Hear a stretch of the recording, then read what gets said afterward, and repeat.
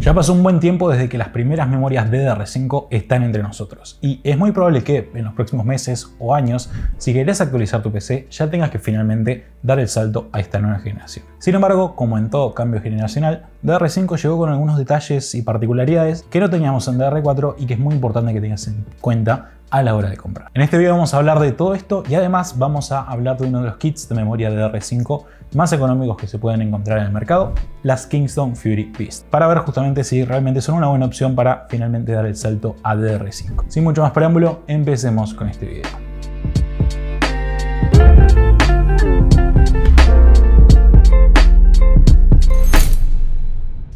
Si bien en estos últimos meses se habló mucho sobre los cambios que trae DDR5 respecto a lo que era DDR4, si les parece bien, hagamos un breve resumen para ponernos un poco al día. ¿Por qué es necesario el paso a memorias DDR5? Bueno, como seguramente ya sepas, la memoria RAM de nuestra computadora es básicamente una memoria muy rápida, pensada para ayudar, por así decirlo, a nuestro procesador con todos los datos temporales que necesita para justamente hacer cualquier tarea que nosotros le vayamos pidiendo. Para que esta cooperación entre nuestro CPU y nuestra memoria RAM sea lo más óptima posible, es crucial que justamente la velocidad a la que se comunican estos dos componentes sea la mayor posible, ya que no queremos que, por ejemplo, nuestro CPU termine lo antes posible su tarea y se quede esperando a que, por ejemplo, la memoria le traiga más datos para poder seguir con otras tareas que tiene que hacer. La necesidad de abandonar DDR4 surge ya que justamente conforme las tareas que nosotros hacemos en nuestro día a día se empezaron a hacer cada vez más y más complejas y demandantes, los fabricantes de CPUs tuvieron que empezar a incorporar más y más núcleos en sus procesadores.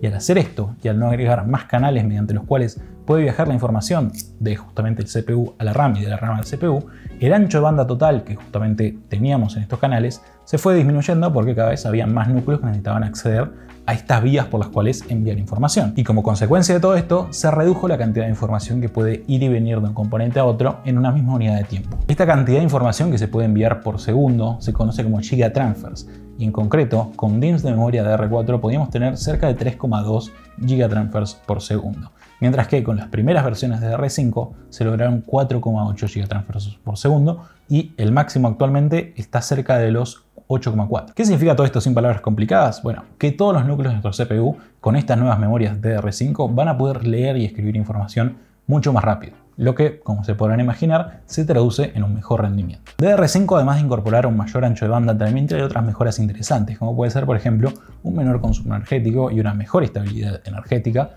gracias a que en las memorias DDR5 ahora tenemos un PMIC o Power Management Integrated Chip incorporado dentro de las memorias en sí, lo cual justamente va a hacerlas más estables y más eficientes energéticamente. También en DDR5 contamos con módulos de memoria DIMM mucho más densos, por lo que ahora en lugar de tener un máximo de 16 GB por chip, ahora el máximo son 64 GB. Sí, escucharon bien, 4 veces más. Y ya para ir cerrando, DDR5 también incorpora muchas tecnologías interesantes como SC, que es básicamente correcciones de errores en la memoria, mejores sistemas de telemetría, mejores sistemas justamente para manejar consumo y voltaje, etc. Además de las diferencias de rendimiento, DDR5 trajo algunos cambios de nombre o nuevos términos que vienen a reemplazar a otros, o mejor dicho, a corregirlos.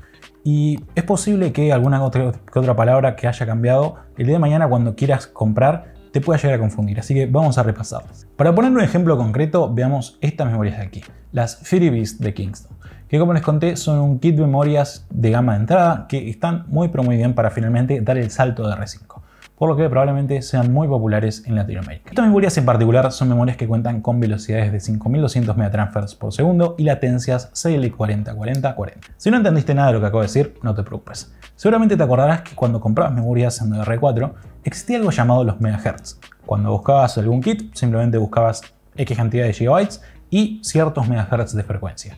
E incluso algunos lo llegan a llamar a este numerito la velocidad de las memorias. Bueno, a partir de DDR5 es probable que empieces a ver que algunos modelos y fabricantes están dejando de decir que una memoria tiene cierta frecuencia y en realidad están diciendo que tienen cierta velocidad de transferencia por segundo. Volviendo a estas memorias, estas de aquí tienen 5200 megatransfers por segundo.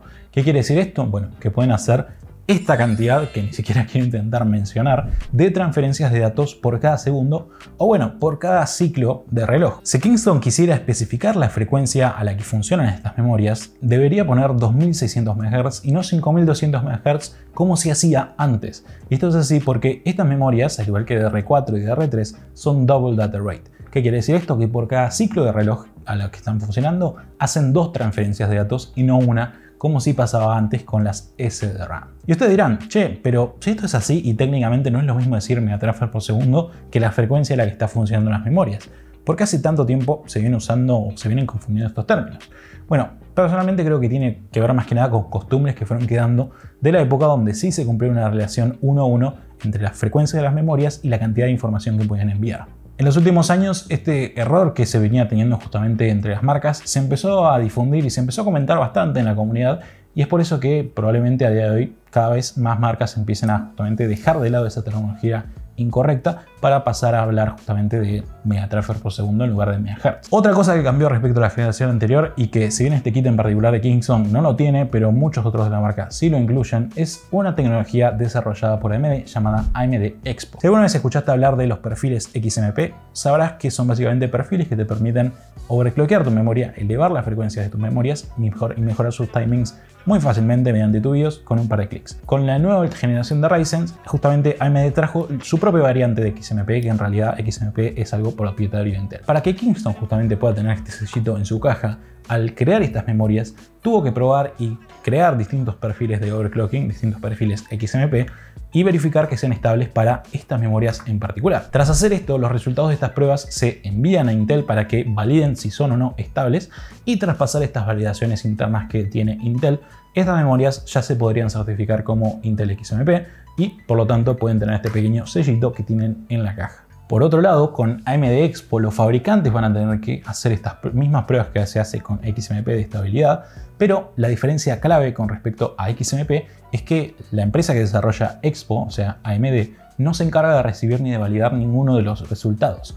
Y justamente son los mismos fabricantes quienes deben hacerlo siguiendo cierto estándar que establece AMD. En ese sentido se podría ver como que es un enfoque un poco más laxo y menos centralizado, pero como les dije antes, para un usuario promedio simplemente se podría decir que son más o menos lo mismo. Una vez que hablamos de las principales diferencias técnicas y de nomenclaturas que tenemos en DR5, veamos cómo es que rinden estas memorias. Y para dar un ejemplo justamente, aprovechemos estas Kingston Fury Beast. De stock, estas memorias cuentan con velocidades de 4800 megatransfer por segundo y unas latencias de 40, 39, 39, 76. Mientras que cuando activamos el perfil XMP podemos alcanzar los 5200 megatransfer por segundo y latencias CL40 en todos los números. El rendimiento en sí de estas memorias es el esperable. Son kits de memorias de entrada, no son nada del otro mundo, y por lo tanto el rendimiento que te pueden dar es simplemente el esperable para un kit de memoria de entrada.